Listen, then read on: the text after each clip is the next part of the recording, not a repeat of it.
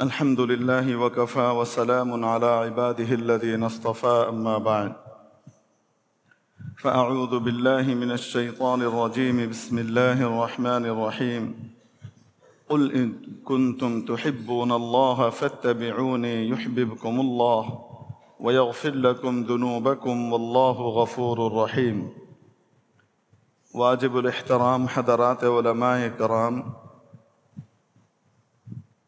আজিজ তালাবা সর্বস্তরের সম্মানিত মুসল্লিয়ানে কেরাম, আল্লাহ জাল্লা শানুহু আম্মা নওয়ালুহু আমাদেরকে ওনার মহান ঘরে যথাসময়ে হাজিরি দেবার তৌফিক দান করেছেন। শুকর আদায় করি আলহামদুলিল্লাহ।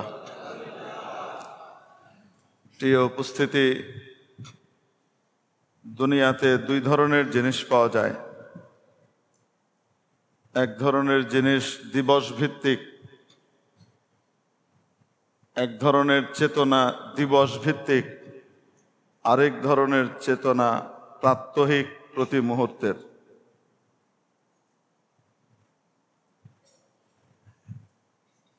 আমাদের দেশে এবং পৃথিবীতে বিভিন্ন জায়গায় পাওয়া যায় ফাদার্স ডে, মাদার্স ডে, বাবা দিবস, মা দিবস, এই দিবস সেই দিবস অনেক পাওয়া যায়।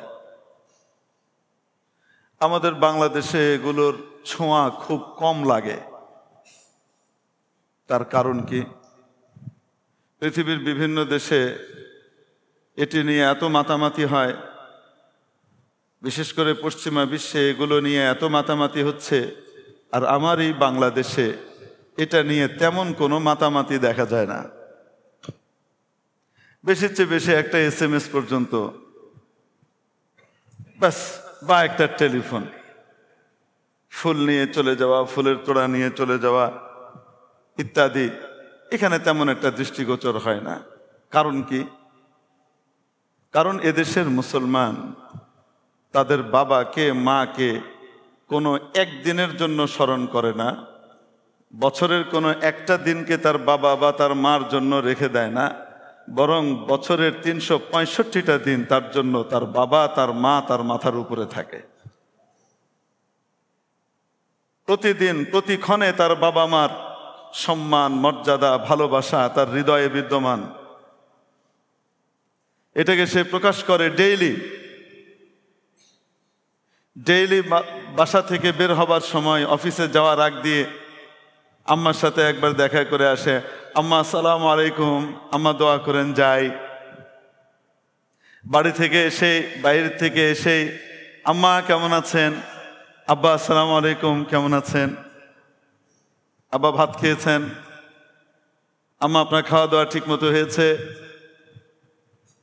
যারা অফিসের ব্যস্ততায় থাকে তারা অফিসে যাওয়া এবং আসা, কর্মক্ষেত্রে যাওয়া এবং আসার সময় অবশ্যই তার বাবা মাকে বিশেষভাবে স্মরণ করে যায়, এসে আবার স্মরণ করে। অফিসে কর্মস্থলে থাকা অবস্থায় বেগম সাহেবাকে বারবার করে তাগিদ করে, আব্বার খাবার দাবারের ঠিকমতো দিয়েছ, ওষুধটা ঠিকমতো খাইয়েছ, এটা করেছ, ওটা করেছ। সময়ে সময়ে আব্বাকে আম্মাকে মনে করতে থাকে। আর স্কুলে গমনকারী বাচ্চা, মাদ্রাসায় যে বাচ্চা যায়, সেই বাচ্চা যাওয়ার আগে তো আম্মাকে একবার জড়িয়ে ধরে তারপরে যাবে, তার আগে তো তার স্কুলে যাওয়াই সার্থক হয় না। আসার পরে প্রথমে তার বাবা বা মায়ের বুকে ঝাঁপিয়ে পড়বে, কথা বলবে, তারপরে সে অন্য কাজে যাবে। তার সবচেয়ে প্রিয় কাজ গেমসের ভিতরে ডুবে থাকা, সেটা পরে আগার আব্বা আম্মাকে সালাম করে নি, দেখা করে নি। এটাই কি আমাদের বাংলাদেশের দৈনন্দিন চিত্র না? 90% চিত্রটা এমন, 10% এদিক ওদিক হবে। কেন? ইসলাম তাকে শিখিয়েছে বাবা বছরে একদিনের নয়, মা বছরে একদিনের নয়। তোমার জান্নাত বছরে প্রতিদিন তোমার জন্য, তোমার মা তোমার জন্য জান্নাত বছরে প্রতিদিন, এভরিডে। আর তোমার মার সন্তুষ্টি তোমার জন্য জান্নাতে যাওয়ার কারণ, তোমার মার অসন্তুষ্টি তোমাকে জাহান্নামে নেওয়ার কারণ। রিদার রব্বি ফি রিদাল ওয়ালিদি ওয়া সাখাতুর রব্বি ফি সাখাতিল ওয়ালিদ, আও কামা ক্বালা আলাইহিস সালাতু ওয়াস সালাম।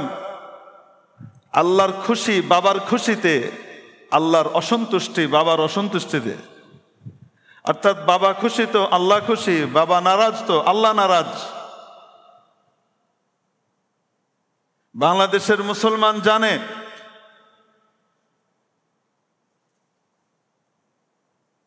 নফল নামাজে সন্তান দাঁড়িয়েছে আর আম্মা বা আব্বা ডাক দিয়েছেন। সন্তান কোন নামাজে? নফল নামাজে। ফরজ বা ওয়াজিব বা সুন্নতে মুআক্কাদা ভিন্ন জিনিস। নফল নামাজে আছে ছেলে বা মেয়ে, আব্বা আম্মা ডাক দিয়েছেন। মাসআলা হলো নামাজ ভেঙে আব্বা আম্মার ডাকে সাড়া দিতে হবে, এই নামাজ পরে কাজা করে নেবে।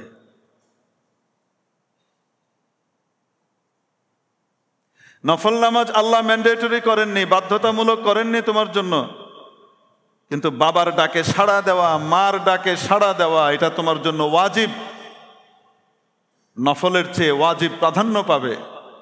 আল্লাহর তরফ থেকে ফয়সালা, নামাজটা পড়ে আগে বাবার ডাকে মায়ের ডাকে সাড়া দাও।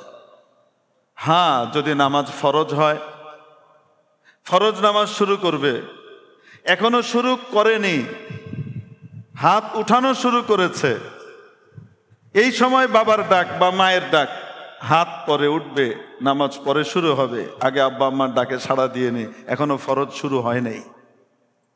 হ্যাঁ, যদি ফরজ নামাজ ওয়াজিব নামাজ শুরু হয়ে যায় তাহলে সেক্ষেত্রে দুই ওয়াজিব একত্রিত হয়ে গেছে, দুই গুরু দায়িত্ব একত্রিত হয়ে গেছে। এখানে মাখলুকের চেয়ে খালেক প্রাধান্য পাবে। আল্লাহর নামাজ আগে শেষ হবে, তারপরে বাবা মার ডাকে সাড়া দিতে হবে। কিন্তু এখানেও বাচ্চাকে খেয়াল রাখতে হবে। আব্বা আম্মা ডেকেছেন, আমার কানে আওয়াজ এসেছে, আমার ফরজ নামাজের ভিতরে সূরা আমি লম্বা পড়তে পারি, ছোটও পড়তে পারি। যেহেতু আব্বা আম্মা ডাক দিয়েছেন, অতএব এখন লম্বা সূরা নয়, এখন ছোট সূরা দিয়ে ফরজ নামাজ শেষ করে আব্বা আম্মার ডাকে যে হাজির হওয়া। এই মাসআলা জুমার বয়ানে, অন্যান্য বয়ানে, আলোচকদের আলোচনায়, বিভিন্ন জায়গাতে ওলামা ইকরামের কাছ থেকে আমাদের বাংলাদেশের আপামর জনসাধারণ বাচ্চারা জানে, যার কারণে তাদের কাছে প্রতিটা দিন বাবা দিবস, তাদের কাছে প্রতিটা দিন মা দিবস। আর যাদের অবস্থা হলো বাবা মা তো আমাদের জন্য বোঝা, এখন আর আর্ন করে না, আমার উপরে খায়, তার ভিতরে আবার আমার বউর সাথে খ্যাটখ্যাট লেগে যায়, অতএব ওনার জন্য, বৃদ্ধদের জন্য একটা ভাগাড় তৈরি করা হয়েছে। সেই ভাগাড়ের নাম দেওয়া হয়েছে খুব সুন্দর, চমৎকার, গালফুলা এক নাম, গাল ভরা এক নাম, ওল্ড হোম, বৃদ্ধ নিবাস। জি, এই ওল্ড হোম আর বৃদ্ধ নিবাস এটা কি? এটা মুসলমানের কালচার। মুসলমান কোন সময় তার বাবাকে, তার মাকে তার থেকে বিচ্ছিন্ন করে রাখতে পারে? যদি তার বাবাকে তার মাকে একসাথে রাখা কোনো কারণে সম্ভব না হয়, তারপরেও বাবা মার সম্মানজনক দেখাশোনার দায় দায়িত্ব সবকিছুর ব্যবস্থা সন্তান করবে, ভাগাড়ে ফেলে দিয়ে আসবে না যে তোমরা বুড়া বুড়ি ভালো থাকো, আবার এসে গান গায়, হ্যাঁ ওখানে খুব ভালো আছে, কথা বলার লোক পেয়েছে, কি সুন্দর করে কথা বলছে, ওখানে আরামে আছে। বুড়ো বুড়ি মানে সেম এইজের তো, বুঝেনি তো, তাদের জীবনের এক্সপিরিয়েন্স শেয়ার করতে করতে এই জীবনটা কেটে যায়। এই টাইপের ফাঁকা আর গাল ভরা বুলি আমাদের দেশেও কেউ কেউ দেয়, কেউ কেউ দেয়। আমাদের এখানকার এক বড় শিল্পপতি ছিলেন, আমাদের মসজিদ কমিটির বড় দায়িত্বশীল। একদিন উনি কথায় কথায় আমার সামনে বলছিলেন যে ওনার খুব ভালো একটা নিয়ত হয়েছে, সেটা হলো টাকা পয়সা দিয়ে উনি একটা বৃদ্ধাশ্রম করবেন, বৃদ্ধদের নিবাস করবেন। আমি বললাম, ভালো কাজ করা মানে টাকা ফেলার আর কোনো জায়গা নেই। আপনি বৃদ্ধাশ্রম করার অর্থ হলো এদেশের সন্তানদেরকে এটাতে উদ্বুদ্ধ করা, রাস্তা করে দেওয়া যে ভাগাড়ে ফেলে আসো। কেন? আপনি আপনার অর্থ ব্যয় করেন এই বিষয়ে প্রত্যেক সন্তান যেন তার বাবা মার ব্যাপারে সচেতন হয়, তার ব্যাপারে বাবা মার, তার ভেতরে বাবা মার ব্যাপারে সচেতনতা তৈরি করেন। কোন কোন প্রক্রিয়ায় কাদের কাদের মাধ্যমে সচেতনতা তৈরি হবে, প্রয়োজনে টিম তৈরি করেন। অনলাইন অফলাইন সব জায়গাতে মেহনত করান, যে তোমার বাবা তোমার জান্নাত, তোমার মা তোমার জান্নাত। রহমাতুল্লিল আলামিন, যিনি শুধু এই বিশ্বের জন্য রহমত হয়ে আসেননি, আল্লাহর সৃষ্টি যত জগৎ আছে সমস্ত জগতের জন্য রহমত।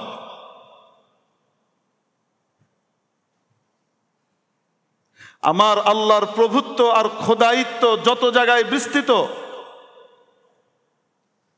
আমার আল্লাহর পেয়ারা হাবিব সাল্লাল্লাহু আলাইহি ওয়াসাল্লামের নবুয়ত এবং রহমত ততটুক পর্যন্ত বিস্তৃত। আল্লাহ মানুষের রব, নবীজি মানুষের নবী। আল্লাহ জিনের রব, নবীজি জিনের নবী। আল্লাহ রব্বুল আলামিন সবকিছুর খালেক, নবীজি সাল্লাল্লাহু আলাইহি সাল্লাম সবকিছুর জন্য নবী। আল্লাহ রব্বুল আলামিন জমিনের রব, নবীজি জমিনেরও নবী। আল্লাহ রব্বুল আলামিন আসমানের রব, নবীজি আসমানেরও নবী, আসমানেরও রহমত। আল্লাহ রব্বুল আলামিন জান্নাতেরও রব, নবীজি সাল্লাল্লাহু আলাইহি ওয়াসাল্লাম জান্নাতেরও নবী। এক কথায় যত দূর পর্যন্ত আল্লাহ তাআলার রুবুবিয়ত বিস্তৃত, তত দূর পর্যন্ত নবীজির রহমতকে আল্লাহ বিস্তৃত করেছেন। ইরশাদ করেছেন, আমি রব্বুল আলামিন আর আমার নবী রহমাতুল লিল আলামিন।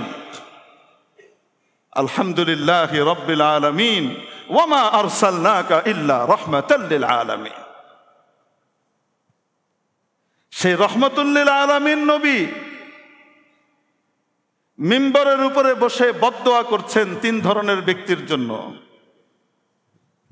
হযরত কাব ইবনে উজরা রাদিয়াল্লাহু তাআলা আনহু থেকে বর্ণিত যে একদিন আমরা মসজিদে বসা রাসূল পাক সাল্লাল্লাহু তাআলা আলাইহি ওয়াসাল্লাম মিম্বরের প্রথম ধাপে পা রাখলেন, বললেন আমিন। দ্বিতীয় ধাপেও পা রাখলেন, বললেন আমিন। তৃতীয় ধাপে উঠে পা রাখলেন, বললেন আমিন। তারপরে নেমে আসলেন, কোনো বয়ান করলেন না, কোনো ওয়াজ করলেন না, কোনো নসিহত করলেন না। আমরা জিজ্ঞেস করলাম, ইয়া রাসূলুল্লাহ, কোনোদিন আপনাকে এমনটি করতে দেখিনি যেমনটি আজকে আপনাকে করতে দেখলাম। নবীজি সাল্লাল্লাহু আলাইহি সাল্লাম কি বললেন? যে আমার কাছে জিবরিল আলাইহিস সালাম এসেছিলেন, এসে বলেছেন যে ব্যক্তি রমজান মাস পেল অথচ সে তার গুনাহকে মাফ করিয়ে নিতে পারল না, সে ব্যক্তি ধ্বংস হোক। আমি বলেছি আমিন। জান্নাত নিশ্চিত করতে পারল না, সে ধ্বংস হোক। আমি বলেছি আমিন। কারণ রমজান এমন এক অপরচুনিটি নিয়ে আসে যে মহাপাপীর জন্য ক্ষমার ফয়সালা হয়ে যায়, সেও আল্লাহর নৈকট্য পেয়ে যায়, জান্নাত পেয়ে যায়।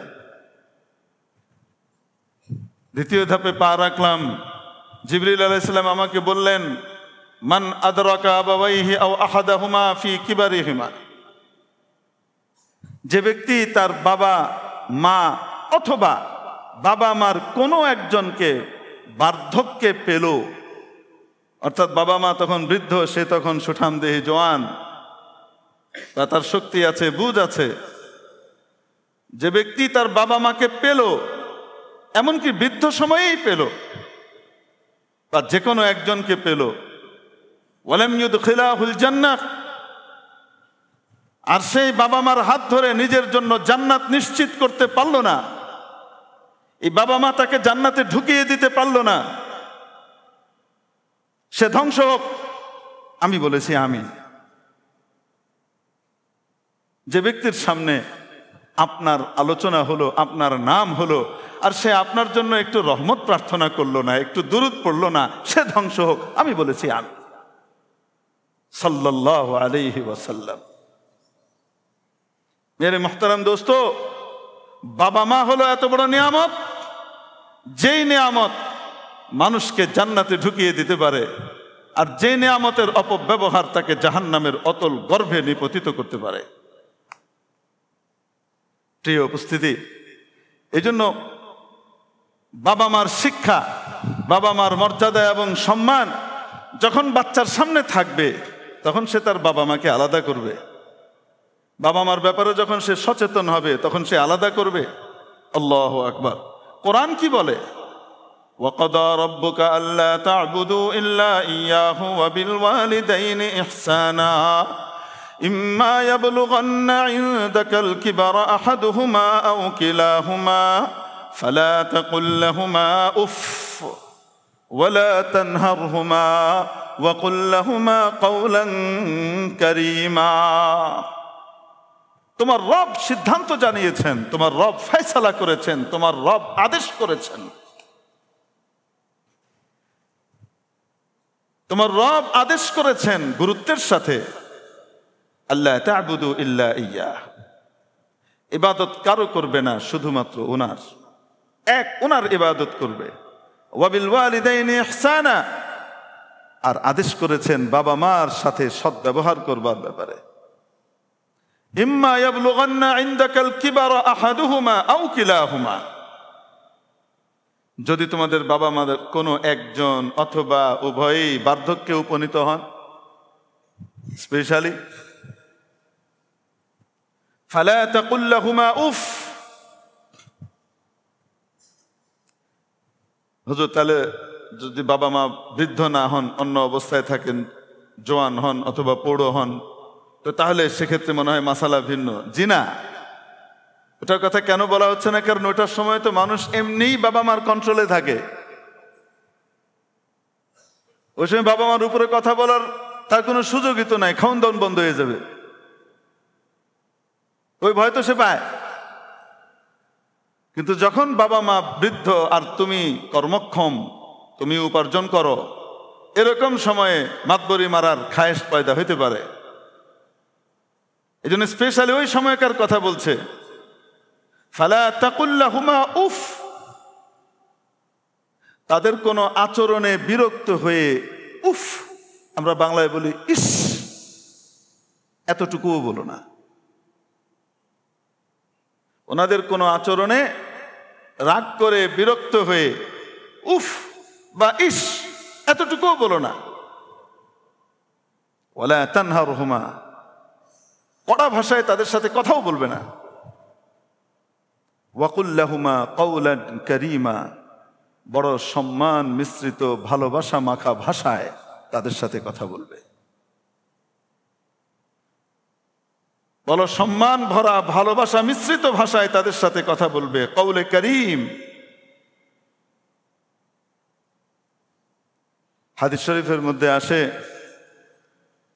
সাহাবী বলেন যে আল্লাহ রাব্বুল আলামিন এখানে উফ শব্দ ব্যবহার করেছেন, যদি এর চেয়েও নিচের কোনো শব্দ বলে বোঝানো যেত তাহলে সেই শব্দটাই বলতেন, ওটাও নিষেধ। ইস, আর পারি না আপনাকে নিয়ে, আপনি যে কি শুরু করছেন, এই ইস এতটুকুও বলো না। বাবা মার হক কতটুকু, আল্লাহু আকবার। মুআয ইবনে জাবাল রাদিয়াল্লাহু তাআলা আনহুকে নবীজি 10টা নসিহত করলেন বিদায় লগ্নে, যখন ওনাকে ইয়ামানের গভর্নর করে পাঠাচ্ছেন, তখন 10টার ভিতরে 2 নম্বর নসিহতটা ছিল, খবরদার বাবা মার নাফরমানি করবে না। যদি তোমাকে তারা তোমাদের বাড়ি ঘর সবকিছু থেকে তোমাকে বের করে দেয় তো বের হয়ে যেও, তাও বলো না, তাও বাবা মার নাফরমানি করতে যেও না। তোমার ইনকাম করা টাকা, তোমার কেনা জমিতে তুমি নিজে বাড়ি করেছো, সেই বাড়ির ভিতরে বাপ মা এসে বলতেছে বেরিয়ে যায় এখান থেকে, আমরা থাকবো বা আমি অন্য কিছু করবো, বেরিয়ে যা। কত অযৌক্তিক আদেশ।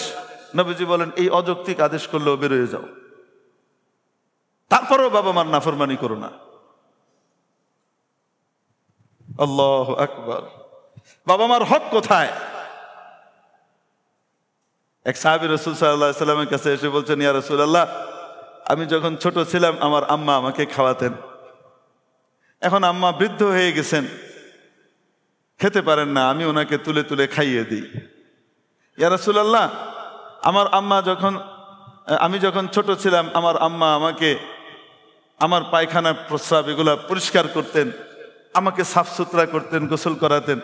এখন আমার আম্মা বৃদ্ধ হয়ে গেছে, শয্যাশয়ী, উনি ওয়াশরুমে যেতে পারেন না, বাথরুম বিছানাই করেন, আমি নিজ হাতে ওগুলো পরিষ্কার পরিচ্ছন্ন করি।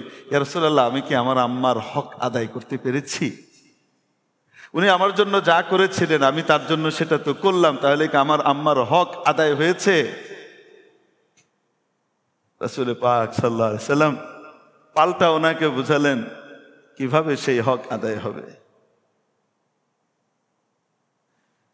তুমি যখন ছোট ছিলা তোমাকে খাওয়া দাওয়া করাতো, তোমার পেশাব পায়খানা পরিষ্কার করাতো, তোমার দিন রাত যখন তোমার খাবার দরকার হতো নিজের ঘুম টুম সব বিসর্জন দিয়ে তোমার খেদমত করতো আর দোয়া করতো, ইয়া আল্লাহ আমার বাচ্চাকে বড় করো, আমার বাচ্চাকে সম্মান দাও, আমার বাচ্চাকে ইজ্জত দাও, আমার বাচ্চাকে সুখী বানাও, আমার বাচ্চাকে দুনিয়া আখিরাতে বিশালভাবে সম্মানের আসনে তুমি ভূষিত করো, লম্বা হায়াত দাও। তোমার মা তোমার জন্য করতো এই দোয়া, আর তুমি যখন এই অবস্থায় খেদমত করো মায়ের কষ্ট দেখে তুমি বলতে থাকো, ইয়া আল্লাহ ইমানের সাথে নিয়ে কোনো মতে আমার মাকে শান্তি দাও, জান্নাতে নিয়ে শান্তি দাও। মায়ের কষ্ট আর দেখতে পারছে না, তো কিভাবে দুইটা সমান হবে? তুমি তো বিনিময় দিচ্ছ, আর উনি তো প্রথমে তোমার উপরে করেছেন। যে নিজ থেকে প্রথমে অগ্রগামী হয়ে করে আর যে বদলা দেয়, দুজন কি সমান হয় নাকি? কাজ সমান হতে পারে, চেতনা কখনো সমান হয় না। তো আজকে যদি আমাদের সন্তানদের ভিতরে আমরা এই উপলব্ধি তৈরি করতে পারতাম, ইসলামের এই বাণীগুলো, নবীর এই শিক্ষাগুলো যদি আমাদের সন্তানদের ভিতরে দিতে পারতাম, বাংলাদেশে কোনো ওল্ড হোম, কোনো বৃদ্ধ নিবাস মুসলমানরা করতো না। কোনো মুসলমানের বাচ্চা তার বাবাকে তার মাকে ওইখানে রেখে আসতো না, সে অন্য কোনো ব্যবস্থা করত। নাতি থেকে দূরে, নাতনি থেকে দূরে। বৃদ্ধ বয়সে সবচেয়ে বেশি আনন্দ তো নাতি নাতনিকে নিয়ে হয়। সন্তানের প্রতি যতটুকু মায়া থাকে নাতি নাতনির প্রতি মায়া তার চেয়ে 1000 গুণ বেশি হয়। আমার এখনো মনে আছে একবার আব্বা আমাকে শাসন করেছিলেন। আব্বা আমাদেরকে কখনোই মারতেন না, কখনোই না, একেবারে। একবার উনি অতিষ্ঠ হয়ে আমার আচ্ছা তরসে এক ডান্ডা দিলেন। পড়ালেখার ভিতরে একটু কুঁকা শুরু করেছিলাম, বুঝিয়ে শুনে কাজ হচ্ছে না, তো শয়তান দৌড়ে আনলেন আর কি, আচ্ছা তরসে পিটাইলেন। যখন আব্বা আমাকে মারছেন, আমার দাদি আমার আব্বাকে গিয়ে থাপ্পড় মারতেছে। আমার এখনো মনে আছে, রাহিমাহাল্লাহু রাহমাতান ওয়াসিয়া, আল্লাহ পাক ওনাকে মাফ করে দেন, ওনার কবরকে নূর দিয়ে ভরপুর করে দেন।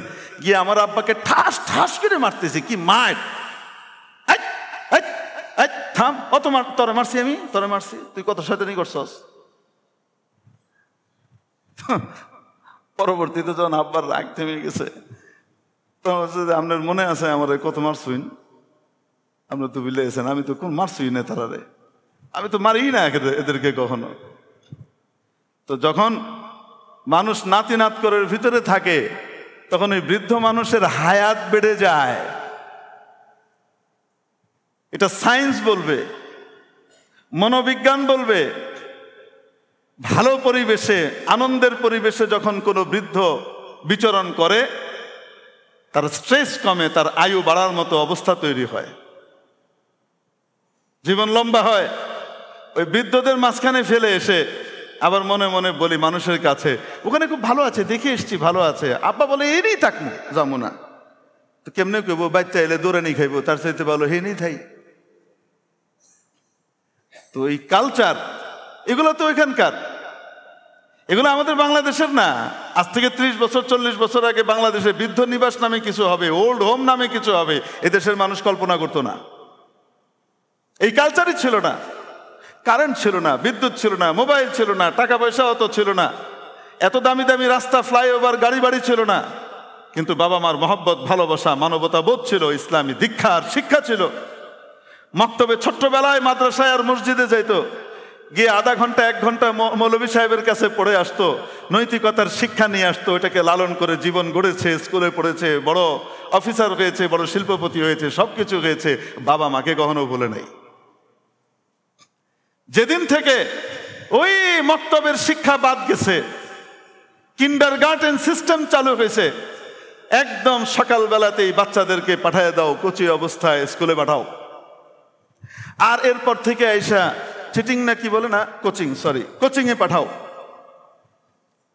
এই যে চললো, এই শুরু হওয়ার পরে বাচ্চা মক্তবে গিয়ে, মসজিদে গিয়ে, কোথায় গিয়ে পড়বে সে? তার সেই মানসিকতাটা, সময়টা কোথায়? তার মুডটা ফ্রেশ থাকবে কোথায়? আর আগে কি হতো, সকালবেলায় উঠেই বাবা আমাদের এই চলো ফজরের নামাজ পড়ে আসি, না হলেও হয়তো পড়। ঘুম থেকে উঠেই দেখতো দাদি বা নানি সূরা ইয়াসিন পড়তেছেন তাদের মতো, ইয়াসিন ওয়াল কুরআনিল হাকীম ইন্নাকা লামিনাল মুরসালিন। আপনাদের কাছে মনে হতে পারে আমি কেন এভাবে বললাম জানেন? এই পড়াটার ভিতরে যে কি মধু ছিল। হয়তো অত শুদ্ধ ছিল না, অত বিশুদ্ধ টানটুন অত ঠিক ছিল না, কিন্তু যে মায়া আর মহব্বতের সাথে তারা এই তেলাওয়াতটা করতেন, এই তেলাওয়াতের মূর্ছনায় গোটা বাড়ির ভিতরে নুরানি পরিবেশ তৈরি হতো। এটাই সত্যি কথা, এটাই বাস্তবতা। ওই নুরানি পরিবেশ যে বাচ্চা দেখেছে, আর উঠে 7টা 8টার দিকে বা সকালবেলায় গিয়ে মসজিদের কাছে পাঠিয়ে দিছে বাপ মা, যা মসজিদে গিয়ে পড়ে আয় হুজুরের কাছে, আধা ঘন্টা 1 ঘন্টা পড়ে আসছে, তাদের নৈতিকতা আর যারা পড়ে নাই তাদের নৈতিকতা আসমান জমিন ব্যবধান, পার্থক্য করে দেখেন। আমার দেশে তো সব আছে, মানবতা মনুষ্যত্ব কোথায় গেছে? যেগুলো কল্পনা করতে পারি নাই সে সমস্ত কাজ হয়। ভাই ভাইকে ফেলে, কয়েকজন মিলে ধরে সম্পত্তির জন্য ভাইয়ের চোখ আঙুল দিয়ে উঠিয়ে ফেলছে, আবার কিছু লোক সেটা ভিডিও করছে, সেটা আবার ছেড়েও দিচ্ছে, উদ্ধারের জন্য চেষ্টাও করে না। এই কোন অমানসিকতার, পৈশাসিকতার দেশের ভিতরে আছে? এগুলো তো দেখি নাই রে ভাই, কল্পনাও করি নাই। আমরা তো মানুষ হই নাই, অমানসিকতার দিকে যাচ্ছে।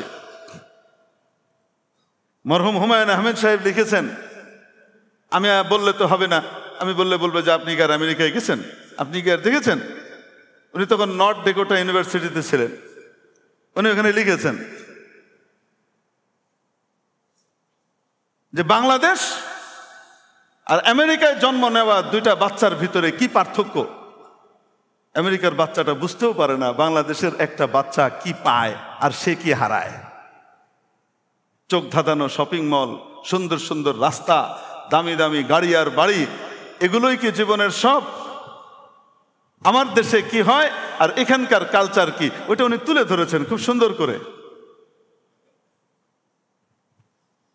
শুধু উপন্যাসের গল্প লিখেছেন তা না, এমন কিছু সুন্দর সুন্দর কথাও লিখে গেছেন, বাস্তব কিছু সত্য তুলে ধরে গেছেন, যেগুলোর কারণে দোয়া করতে মন চায় যে আল্লাহ পাক মাফ করে দিয়ে জান্নাত দিয়ে দিন। ওই কথাগুলো আমি বললে তো কাজ হবে না, হুজুর বলতেছে। আর যখন নাকি একজন পিএইচডি হোল্ডার, ডক্টরেট করা ব্যক্তি বলবেন, হ্যাঁ ওনার কথাটা নেওয়া যায়, উনি একজন শিক্ষিত মানুষ। কি বলে, বাবা দিবস, মা দিবসে বাবার কাছে মায়ের কাছে ওল্ড হোমে ফুল পাঠায়। কেউ কেউ গিয়ে দেখা করে আসে, ওই বছরে একদিন যে দেখা করে এসে ফুল দিয়ে আসে। উনি বলেন মজার ব্যাপার, একবার আমি বসে আছি তো দেখি ফুল দিয়ে আসছে, যে সেই ফুলটাও আবার আসল ফুল না, নকল কাগজের ফুল। ফিরে যাওয়ার পথে জিজ্ঞেস করলাম, তুমি যে কাগজের ফুল দিলা, তো কিছুক্ষণ মাথা টাথা চুলকিয়ে জব একটা বের করছে, বের করে বলে, হ্যাঁ এটা একটা ভালো, তাজা ফুল তো পচে যাবে, এটা তো থাকবে, দেহে দেহে সান্ত্বনা পাবে। আর আমার দেশে কি বলেন? আমার দেশে কি, আমার দেশে যদি শুনতে পায় যে বাবা অসুস্থ, মা অসুস্থ, বিদেশে চাকরি করে বেচারা, ডবল টাকা দিয়ে টিকিট কেটে তৎক্ষণাৎ, ছুটি না দিলে ছুটি ছাড়াই সে দেশে চলে আসে, আমি আমার বাপকে দেখবো, মাকে দেখবো। এটাই কি আমার দেশের বাস্তবতা না? এটা হলো এখানকার সন্তান। কেন?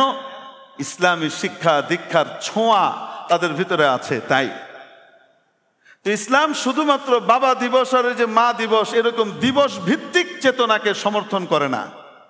আমি যা বলতে চাচ্ছিলাম, ইসলাম এমন জিনিসকে সমর্থন করে যেটা দৈনন্দিন হয়, প্রাত্যহিক হয়। খ্রিস্টানদের ভিতরে ইবাদত কয়দিন? আসতে বলেন, রবিবার দিন। কিবারে? ইহুদিদের ইবাদত কিবারে? শনিবারে। মুহাম্মদ সাল্লাল্লাহু আলাইহি সাল্লামের উম্মতে মুহাম্মদের ইবাদত আর নামাজ কোন বারে? বলেন? সব বারে। কোন বারে? সপ্তাহে যে কয়টা দিন আছে আল্লাহর ইবাদত ওই কয়টা দিনে আছে। ওদের তো একবার হইলে হয়ে যায়, সপ্তাহে একবার। আর আমার নবীর শানের কারণে আল্লাহ পাক আমাদেরকে দিয়েছেন এই রুহানি খোরাক দৈনিক কয়বার? 5 বার। 5 বার নামাজের কারণে তার গুনাহগুলা কেমন ধুয়ে যায় নবীজি সাল্লাল্লাহু আলাইহি ওয়াসাল্লাম উদাহরণ দিয়ে বুঝাচ্ছেন। আমার উম্মতকে পুত পবিত্র করবার জন্য আল্লাহ পাক কত ব্যবস্থা নিয়েছেন। প্রতি মুহূর্তে রিফ্রেশমেন্ট, প্রতি মুহূর্তে তাকে আরো পরিষ্কার করো, পরিচ্ছন্ন করো। কিভাবে দিয়েছেন উনি উদাহরণ দেন। আচ্ছা বলো তো দেখি, তোমাদের মধ্যে একজন কাজে যায় আর সেখান থেকে তার বাড়িতে আসার পথে বা কাজে যাওয়ার পথে তার 5টা নদী পড়ে। কয়টা নদী পড়ে? স্বচ্ছ পরিষ্কার পানির নদী পড়ে। আর সে এই নদীগুলা পার হয়ে যায়, প্রতিটা নদীতে সে সুন্দর করে গোসল করে। 5টা নদী গোসল করে তারপর যদি সেখানে যায়, তার গায়ে কি কোনো দানাস, কোনো ময়লা, কোনো কিছু এটা কি থাকতে পারে? হাল ইয়াকুনু আলাইহি মিন ওয়াসাখিন আও দানাস, কোনো ময়লা, কোনো সামান্য কিছু কি তার গায়ে থাকতে পারে? ইয়া রাসূলুল্লাহ, না, একেবারে পকপকে সুন্দর হয়ে যাবে, একেবারে পরিচ্ছন্ন থাকবে সে। রাসূল পাক সাল্লাল্লাহু আলাইহি সাল্লাম বলেন, এই 5 ওয়াক্ত নামাজ তোমাদের জন্য ওইরকম। তোমরা যখন এই 5 ওয়াক্ত নামাজ আদায় করো, এক একটা নামাজে মনে করো আল্লাহর দেওয়া এক এক নহরে অবগাহন করছো, আর তোমাদের গুনাহগুলোকে আল্লাহ পরিষ্কার পরিচ্ছন্ন করে হৃদয় জগৎটাকে একদম সাফ সুতরা করে দিচ্ছেন। সুবহানাল্লাহ। তাহলে মুসলমানের চেতনা কি বছরে একদিন দিবস ভিত্তিক না প্রত্যেক দিন? আসতে বলেন। নবীজির মহব্বত, নবীজির ভালোবাসা ছাড়া কোনো ব্যক্তি না পাকা ইমানদার হতে পারবে, না জান্নাতে যেতে পারবে। নবীজির মহব্বত ছাড়া কোনো ব্যক্তি পাকা ইমানদার হতে পারি না। নবীজির ভালোবাসা নাই আর সে পাকা ইমানদার হতেই পারে না। সে মাথায় হিজাব লাগাক, হাতে তসবিহ নেক, মাথায় পাগড়ি বাঁধুক, লম্বা জুব্বা বানাক, এটা করুক সেটা করুক, যাই করুক, যদি নবীজির মহব্বত হৃদয়ে না থাকে তাহলে সে এখনো পর্যন্ত পাকা ইমানদার হয় নাই, খাঁটি ইমানদার সে হয় নাই।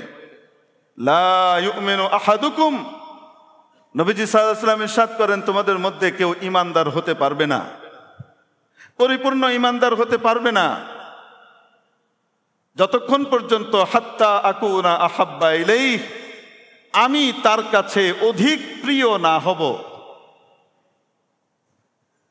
মিন ওয়ালিদিহি ওয়া ওয়ালাদিহি ওয়ান নাসি আজমাইন, মিন ওয়ালাদিহি ওয়া ওয়ালিদিহি ওয়ান নাসি আজমাইন, তার বাবা মার চেয়ে, তার সন্তান সন্তানাদির চেয়ে, গোটা পৃথিবীর সমস্ত মানুষের চেয়ে আমি নবী তার কাছে যতক্ষণ প্রিয় না হব ততক্ষণ পর্যন্ত তোমাদের মধ্যে কেউ পাকা ইমানদার হতে পারবে না।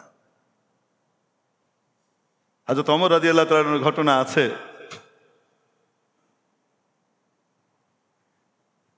ইয়া রাসূলুল্লাহ, আপনাকে আমি মহব্বত করি।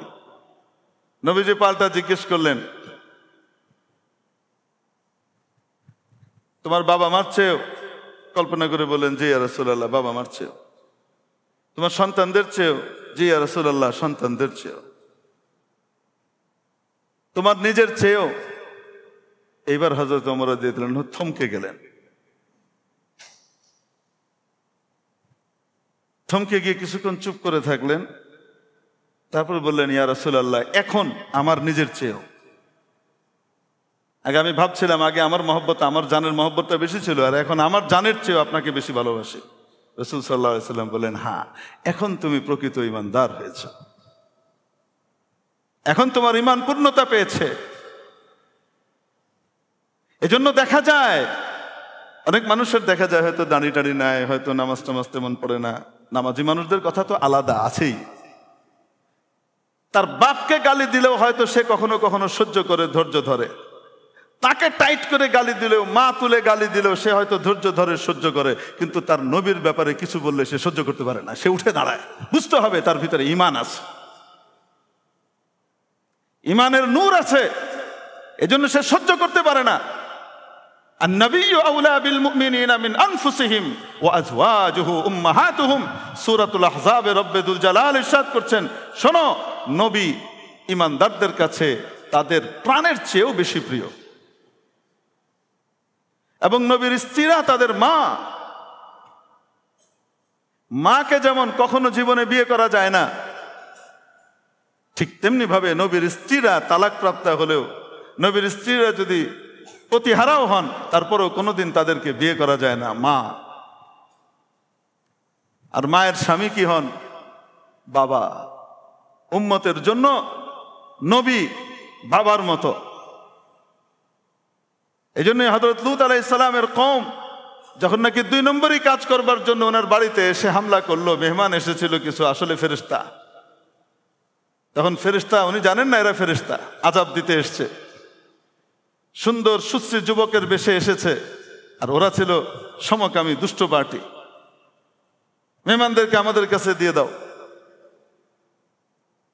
উনি বলেছিলেন, হাউলাই বানাতি হুন্না আতহারু লাকুম, আমার মেয়েদেরকে নিয়ে যাও, আমার মেয়েরা, এরা তোমাদের জন্য পবিত্র।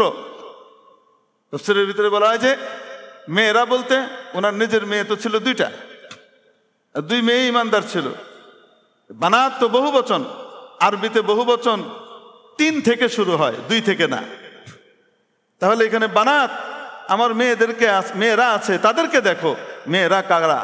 তাফসীরে লিখে, হাদিস দিয়ে, যে দেখো, প্রত্যেক নবীর কাছে তার উম্মত সন্তান তুল্য। উম্মতের পুরুষরা নবীর ছেলে সন্তান, মেয়েরা কনে সন্তান, কন্যা সন্তান। আল্লাহ রাব্বুল আলামিন সেটাই বলছেন, আন-নাবিয়্যু আওলা বিল মুমিনিনা মিন আনফুসিহিম ওয়া আজওয়াজুহু উম্মাহাতুহুম। নবী তাদের কাছে নিজের জানের চাইতেও বেশি প্রিয়। কিন্তু প্রিয় হওয়ার লক্ষণ কি? প্রিয় হওয়ার লক্ষণ যদি আমরা মনে করি দিবস ভিত্তিক, রবিউল আউয়াল এলে তোমারই গান গাই, রবিউল আউয়াল গেলে তোমায় ভুলে যায়। যদি চিত্র এটা হয়, তাহলে এটা ওই পশ্চিমা মার্কা মহব্বত আর চেতনা, ওটা নবীর আর ইসলামের চেতনার মতো নয়। রবিউল আউয়াল মাস নবীজি সাল্লাল্লাহু আলাইহি ওয়াসাল্লামের বিশেষ ঐতিহাসিক স্মরণীয় মাস। নবীজির জন্ম এই মাসে, নবীজির ওয়াফাত আর ইন্তেকালও সেই মাসে। নবীজির জন্ম কবে? বিভিন্ন মতামত আছে এটা নিয়ে। কারণ উনি যে ভবিষ্যতে এত বড় হবেন, এটা কি তখন জানা ছিল যে মানুষজন দিনক্ষণ রেডি করে লিখে রাখবে? ওই সময় তো দিনক্ষণ লিখে রাখার কোনো চল ছিল না, কিন্তু হিসাব করে মাসটা জানা ছিল। রবিউল আউয়াল মাসে নবীজির জন্ম। কবে? নির্ভরযোগ্য কল 9 তারিখ। প্রসিদ্ধ মত 12 তারিখ। ধরেন আমরা ধরে নিলাম 12 তারিখেই নবীজির জন্ম। জন্ম 9 তারিখ না 12 তারিখ সেটা আমাদের বিবেচ্য নয়। নবীজি দুনিয়াতে এসেছেন, এটাই আমাদের জন্য বড় আনন্দের। যেই দিন নবীজি দুনিয়াতে আগমন করলেন, সেই দিনের চেয়ে আনন্দের দিন মুসলমানের জীবনে দ্বিতীয়টা হতে পারে না, ঠিক কিনা? যদি 12ই রবিউল আউয়াল নবীজির আগমন দিবস হয়, জন্ম দিবস হয়, তাহলে এর চেয়ে আনন্দের দিন মুসলমানের জন্য দ্বিতীয়টা আর নাই।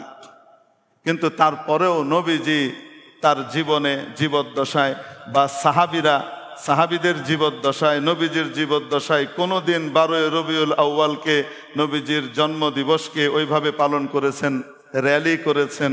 সকল ঈদের ঈদ, ঈদ মিলাদুন নবী মুমিনের ঈদ, এরকম করে গজল টজল গেয়েটে করছেন। একখানা রিওয়ায়াত ওয়ালাউ কানা দাঈফান নাই। কারণ এই জন্ম দিবস, মৃত্যু দিবস এগুলা ইসলামের কাছে প্রতিপাদ্য বিষয় নয়। ইসলামের দৃষ্টিতে হলো মানুষ খাঁটি ইমানদার হলো কিনা, সে নবীজির আনিত দ্বীনকে গ্রহণ করলো কিনা, মানলো কতটুকু, এটা হলো বিষয়। তারপরেও ধরে নেন এটা তো আনন্দের দিবস, কোনো সন্দেহ নাই, 12ই রবিউল আউয়াল নবীজির জন্ম। তাহলে এর চেয়ে আনন্দের দিবস দুনিয়াতে আর হতে পারে? নবীজি এখনো তো আমাদের মাঝে জীবিত অবস্থায় বিদ্যমান, না চলে গেছেন? নবীজিকে দেখার খায়েশ আমাদের সবার আছে। যদি আজকে নবীজি জীবিত থাকতেন তাহলে নবীজির সান্নিধ্য পেতাম, সৌভাগ্য পেতাম। হৃদয়টা কি পরিমাণ মথিত হয়। নবীজি যেদিন দুনিয়া থেকে চলে গেলেন তার চেয়ে বিষাদময়, তার চেয়ে কষ্টের, বেদনার, দুঃখের দিন আর দ্বিতীয়টা মুসলমানের জীবনে হতে পারে? নবীজি কবে দুনিয়া থেকে গেলেন? নবীজি চলে গেলেন 12ই রবিউল আউয়াল। নবীজি দুনিয়া থেকে বিদায় নিয়েছেন কোন তারিখে? এটা সর্বসম্মতিক্রমে, এখানে কোনো দ্বিমত নাই। তাহলে 12ই রবিউল আউয়াল নবীজির ওয়াফাত দিবস, ইমানদারের চরম বেদনা আর কষ্টের দিবস, এই ব্যাপারে কোনো দ্বিমত নাই। জন্ম দিবস 12 হতে পারে, অন্য তারিখেও হতে পারে, ধরে নিলাম 12। একদিকে জন্মের কারণে বিপুল আনন্দের দিবস, আর আরেক দিকে 12ই রবিউল আউয়াল নবীজির ওয়াফাত দিবস আর বিদায় দিবস হবার কারণে ইমানদারের জন্য সবচেয়ে বেদনা বিধুর আর কষ্ট আর বিষাদময় দিবস। অধিক আনন্দ এবং অধিক কষ্ট দুটোকে সমানভাবে এনে সমান সমান বোঝাতে পারি নাই। এই জন্য পাকা ইমানদার মেরে ভাই যারা 12ই রবিউল আউয়ালে জশ্নে জুলুস করে, খুব আনন্দ উৎসব করেন, এটা করেন সেটা করেন, মেরে মোহতারাম দোস্ত, যারা করেন তারা কিন্তু মনে করেন নবীজিকে ভালোবাসি তাই করি। প্রিয় উপস্থিতি, যারা করেন তাদেরকে স্পেশালি আহ্বান করব, একটু লক্ষ্য করে দেখেন নবীজির বিদায় দিবসে, ওয়াফাত দিবসে আপনি আনন্দ করতে পারেন? আপনার কি আনন্দ হবে? আপনি কি মিষ্টি খেতে পারবেন? একটু চিন্তা করেন, নবীজি আজকের দিনে দুনিয়া থেকে যাচ্ছেন। শুধু একতরফা তথ্য আপনার সামনে দেওয়া, আপনি সেটা দেখে ঝাঁপিয়ে পড়লেন, কিন্তু সার্বিক তথ্য আপনার সামনে আসার পরে যদি আপনি ব্রেক দিতে না পারেন তাহলে বুঝতে হবে আপনি আপনার নিজের নফসানিয়ত, নিজের খাহেশ, এটাকে ভালোবাসেন, আপনি নবীকে ভালোবাসেন না। নিজেকে যাচাই করেন। নবীজি দুনিয়া থেকে চলে গেলেন। আবু বকর রাদিয়াল্লাহু তাআলা আনহু সিদ্দিক আকবর নবীজির জন্মদিবস পালন করলেন। একখানা হাদিস আছে তো, হযরত ওমর রাদিয়াল্লাহু তাআলা আনহু তার খেলাফতের আমলে একবার জশ্নে জুলুস করলেন 12ই রবিউল আউয়ালে। একটা নজির আছে তো? আছে? কোনো নজির নাই। হযরত আলী রাদিয়াল্লাহু তাআলা আনহু তো করেছিলেন কমপক্ষে, হযরত হাসান রাদিয়াল্লাহু তাআলা আনহু, হোসেন রাদিয়াল্লাহু তাআলা আনহু করেছিলেন। সাহাবীকুলের ভিতরে কেউ যেই আমল করলো না, সেই আমল আমি আর আপনি করে যদি মনে করি যে আমরা নবীজিকে বেশি ভালোবাসি, তাহলে বুঝতে হবে মায়ের চেয়ে মাসির দরদ বেশি হলে দাল মে কুছ কালা হ্যায়, ভিতরে অন্য কিছু ঢুকে গেছে, শয়তান খুশি হচ্ছে। আরো আপনাদেরকে বলি, অদ্ভুত অদ্ভুত কিছু হাদিসের অবতারণা করে, যে সমস্ত হাদিসগুলো খুঁজেই পাওয়া যায় না, কোথাওই নেই। কোথায় আছে? কয় চাক্কায় দারিয়াতুল ফাসাদ কিতাবে আছে। কয় কোথায় আছে? দারিয়াতুল মুস্তাকিমে আছে। মানে একবার এক গ্রাম্য মৌলবীর সাথে, অনেক আগের কথা, বেচারা আলেম না, কিন্তু সে হয়ে বসে আছে মোটামুটি। এখন এই সমস্ত উল্টাপাল্টা বেদাত টেদাত করে। আর হক্কানি আলেম যখন আসছে, পড়াশোনা করা আলেম, তো তখন এসে বুঝাইতেছে এগুলা তো বিদআত, এটা করা ঠিক না, এটা নবীর মহব্বতের নামে নবীকে কষ্ট দেওয়া। নবী তো এই জিনিসগুলাকে পছন্দ করতেন না, এই জন্য করেন না। এখন সে মুনাজারাত কল করছে, দেখবেন কথায় কথায় চ্যালেঞ্জ দেয়, 10 কোটি টাকার চ্যালেঞ্জ করতেছি, এই করতেছি, ওই করতেছি, চ্যালেঞ্জার পার্টি চ্যালেঞ্জ দিতে থাকে। তো চ্যালেঞ্জ দিছে, এখন আলেম তো তার কিতাবাদি সব নিয়ে আসছে, ওই বেটা কিতাব কই পাবে? কিতাব টিতাব তো নাই। তো করছে কি, কয়েকটা করে ইট জমা করে কাগজ দিয়ে পেঁচাইছে, এরকম করে পেঁচাইতেছে। এগুলাকে ওই যে হোগলা আছে না, যে আপনারা কোরবানির গোশত ইয়ে করার জন্য যে হোগলা বিছান, হোগলা কিনেন না পাটি, এই হোগলাকে গ্রাম্য ভাষায় বলে দাড়ি। দাড়ি এই নরসিংদী টরসিংদী এই সমস্ত অঞ্চলে বলে দাড়ি, দাড়ি বলে। এখন ওই ইটের চাকা দিয়ে কাগজ পেঁচায়া ইটের চাকা কতগুলা কাগজ দিয়ে পেঁচায় পেঁচায় সব সুন্দর করে সে বিশাল লাইন করে রাখছে, মোনাজারা করবে, এগুলো সব দলিলের কিতাব তার। আর সবচেয়ে বড় কিতাব যেটা, সেটা হলো ওই যে হোগলার ভিতরে পেঁচায়া বিশাল করে নিয়ে এসে গরুর গাড়িতে করে, ওর ভিতরে ইট বালি টালি এগুলা ভর্তি সব।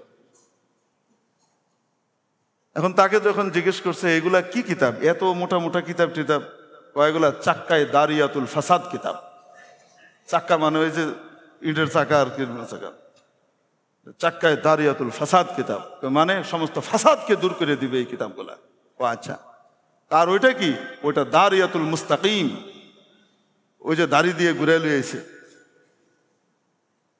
তো এই যে সমস্ত কিছু মিলাদুন নবীর ব্যাপারে কিছু হাদিস মাদিস আইনা পেশ করে, এসবগুলা ঘাটতে গিয়ে যায় দেখি এগুলি সব এই যে দারিয়াতুল মুস্তাকিম আর চাক্কায় দারিয়াতুল ফাসাদ কিতাব মার্কা, কোনো নির্ভরযোগ্য কিতাবের ভিতরে এগুলো কোনো অস্তিত্ব নাই। মিলাদ শব্দের অর্থ হলো জন্মকাল, জন্মের সময়, জন্মের স্থান। মিলাদ আবার মাসদারে মিমি হিসেবে জন্মগ্রহণ করা, জন্ম, এই কয়েক অর্থে ব্যবহৃত হয়। নবীজি সাল্লাল্লাহু আলাইহি ওয়াসাল্লামের জন্ম সংক্রান্ত আলোচনা আমরা এখন করতেছি না? বলেন না কেন? আমরা জন্ম নিয়ে আলোচনা করছি না? এই যে আলোচনা করছি এটাও নবীজির মিলাদ নিয়ে আলোচনা করেছি। তো সাহাবীদের ভিতরে কখনো কখনো এই ধরনের আলোচনা হতো,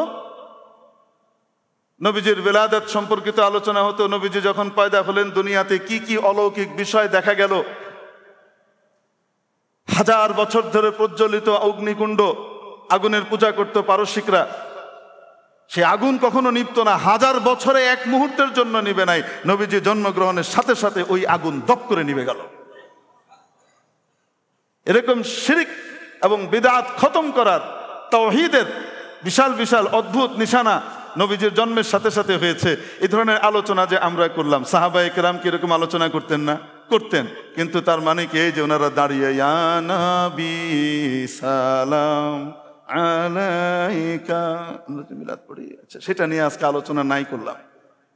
কিন্তু এই যে ঈদে মিলাদুন নবী, ঈদে মিলাদুন নবীর ঈদ, নবীজি যেখানে স্বয়ং নিজে বলছেন ইন্না লিকুল্লি কওমিন ঈদান ওয়া হাদা ঈদুনা, এটা আমাদের ঈদ।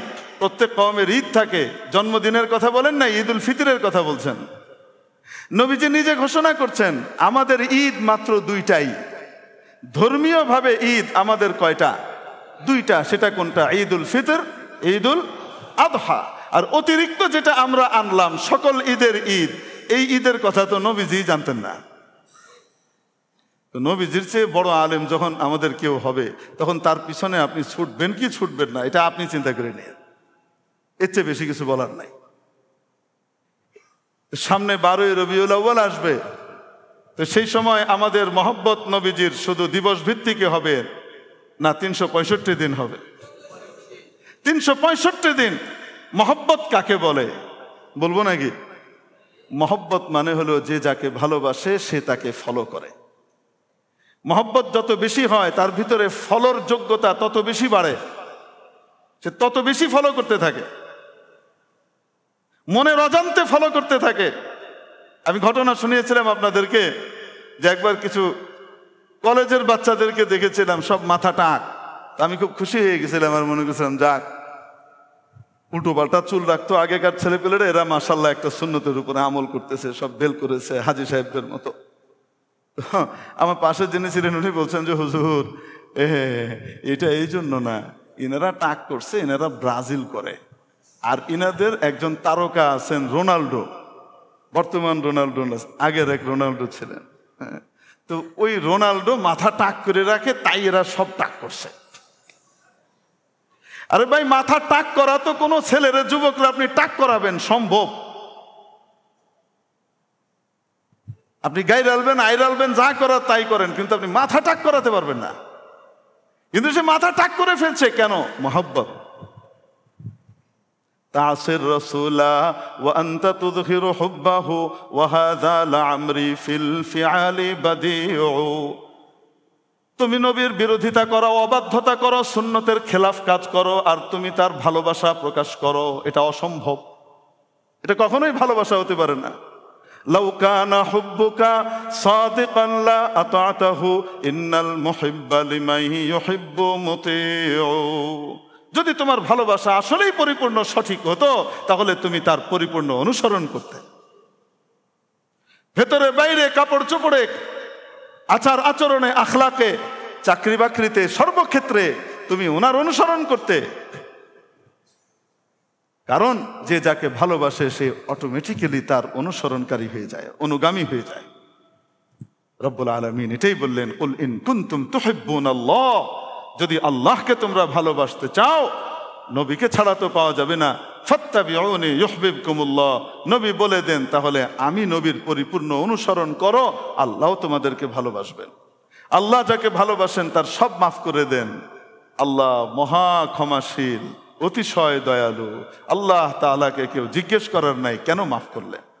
এজন্য নবীর সুন্নতের উপরে আমল করা, এটাই হলো প্রকৃত ভালোবাসা। আল্লাহ পাক আমাদেরকে এই 12 রবিউল আউয়াল কেন্দ্রিক যে বিদআতগুলো হয় সেই বিদআত থেকে নিজেদেরকে বাঁচিয়ে নবীজিকে সত্যিকারে ভালোবাসবার তৌফিক দান করেন। আর যারা ভুল বুঝে ওদিকে এই কাজগুলো করছেন তাদেরকেও পিঠে হাত দিয়ে, মাথায় হাত দিয়ে বুঝিয়ে আমরা সঠিক পথে আনবার জন্য চেষ্টা করব। দোয়া করি আল্লাহ পাক তাদেরকেও সহি বুঝ দান করেন, বিদআতের পথ থেকে ফিরে আসবার তৌফিক দান করেন। ওয়া আখিরু দাওয়ানা আলহামদুলিল্লাহি রাব্বিল আলামিন। 4 রাকাত ক্বাবলাল জুমআহ সুন্নাত আদায় করি।